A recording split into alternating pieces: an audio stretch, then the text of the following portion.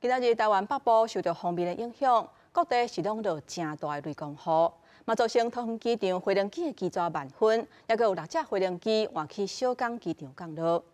今仔日的大雨伫咧台北市内湖造成几个所在路边的树仔倒去，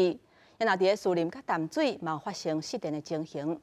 目前气象署是持续针对7个县市发布大雨特报，嘛提醒民众，即马方面外来较会有低延时的强降雨。按算明仔下半晡方面离开了后，雨就会较少。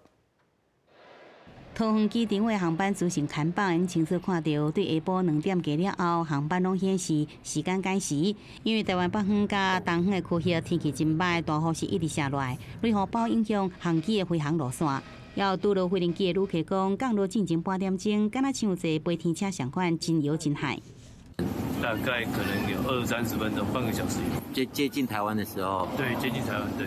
然后可能这在上空滞留，一直没办法下来。因为天气真无好，包含巴德航空、深圳航空、长荣航空、虎航加新宇航空、全日空，总共有6只航机转降落到小港机场。另外，台北市下晡雄雄风真透，也落大雨，内湖区路树因此被吹倒去。成功路4段167项也因为大雨，树仔对边坡出来，造成经过民众手受伤。台东市受时港应该互强风吹甲尾落。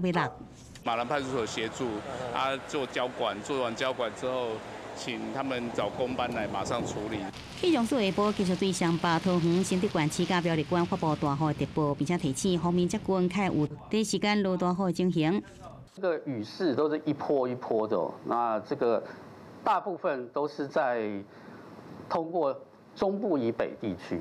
另外，台北市的树林区、新北淡水也拢因为雄雄的天气变化，包括性停电、台电关键伫抢修。气象专家是提醒，4月7伊湾方面继续通过台湾，尤其是顶半天附近台湾水汽伊湾真多。可能还有一小波